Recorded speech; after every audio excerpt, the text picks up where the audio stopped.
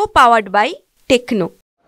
मुलींशी चाळे करणाऱ्या भाजप नेत्याची क्लिप माझ्याकडे होती असा धक्कादायक गौप्यस्फोट एकनाथ खडसेंनी केला आहे। त्यावर त्यांनी हेही म्हटलंय की काही काळानंतर आपल्या मोबाईलमधून ती क्लिप ऑटोमॅटिक डिलीट झाली आणि ज्या व्यक्तीने ती आपल्याला क्लिप दिली होती तो आता कोट्याधीश झाल्याची माहिती खडसेंनी दिली। खरं तर खडसे साहेबांना क्लिप असल्यामुळेच खडसे साहेबांनी भाजप प्रवेश निश्चित झाला होता की काय, आणि नंतर खडसे साहेबांच्या सुनेला पुन्हा एकदा भाजपची उमेदवारी ह्या क्लिपमुळेच मिळाली की काय। त्याचबरोबर आता खडसे साहेबांना ती क्लिप खडसे साहेबांनी दिल्यानंतर खडसे साहेबांचा भाजप प्रवेश लांबला की काय, हे खरं तर प्रश्न महाराष्ट्रातील जनतेला आहेत। आणि त्यामुळे भारतीय जनता पार्टीचे लोक ब्लॅकमेल करून लोकांना पद देतात किंवा ब्लॅकमेल झाल्यानंतर त्यांचा वापर झाल्यानंतर फेकून देतात। हे उत्तम उदाहरण म्हणजे एकनाथ खडसेंचं आहे असं माझं व्यक्तिशः तरी स्वतःचं म्हणणं आहे।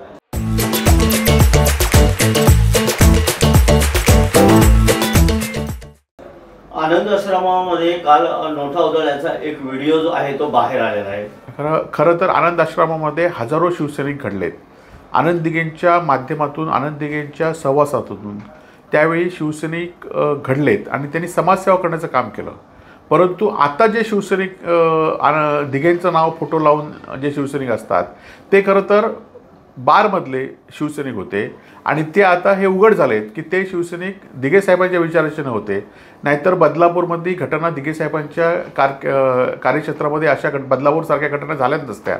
आणि ज्या दिघे साहेबांनी आपण बघितलं असाल की माननीय मुख्यमंत्र्यांनी जो पिक्चर मोठा गजावजावरून काढला की बार सुरू होणार म्हणून दिघे साहेबांच्या नेतृत्वाखाली खरं तर बार त्यावेळी फोडलेत आणि त्याच दिघे साहेबांच्या ह्याच्यामध्ये हे बारसारखे पैसे उधळले जातात।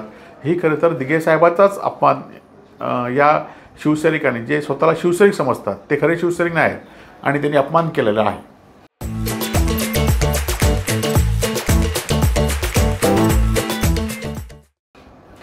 मुस्लिम विरोधात ऐकून घेणार नाही असं अजित पवार म्हणाले, तर सुनील तटकरे आणि आता गुलाबराव पाटारी सुद्धा दोन समाजात ते निर्माण होतील असं कोणी वक्तव्य करू नये। उदय सामंत इथे बोलतात। नितेश राणेंना हा सल्ला दिला जातो। नितेश राणेंचा बॉस हा सागर बंगल्यावर बसलेला आहे आणि त्यामुळे त्यांना काय पाहिजे ते बोलत आहेत आणि त्यामुळे खरं तर यामध्ये देवेंद्र फडणवीसांनी हस्तक्षेप केला पाहिजे आणि परंतु ते करत नाही। त्यामुळे त्यांना समाजामध्ये तेढ निर्माण करायचीच आहे आणि त्यांना पोलिसांचं पाठबळ आहे आणि त्यामुळेच खरं तर आपण बघितलं असेल की पोलिसांना याआधी आता ज्यावेळी सभा झाल्या हिंदुत्वाच्या म्हणत होत्या त्यावेळी पोलिसांना कशा पद्धतीने नितेश राणे बोललेत आणि त्यावेळी गृह खात्याने कुठलीही कारवाई केली नाही आणि त्यामुळे इतर लोकांना बोलूच तर काय कारवाई होणार आहे आणि त्यामुळे फक्त मताच्या राजकारणासाठी हे चालू आहे आणि नितेश राणेंचं वागणं एकीकडे असतं आणि कृती एकीकडे असते।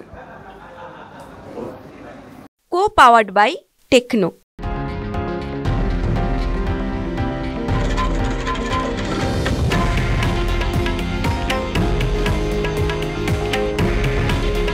हे आहे देशातील नंबर 1 न्यूज नेटवर्क आणि आपण पाहत आहात TV9 मराठी।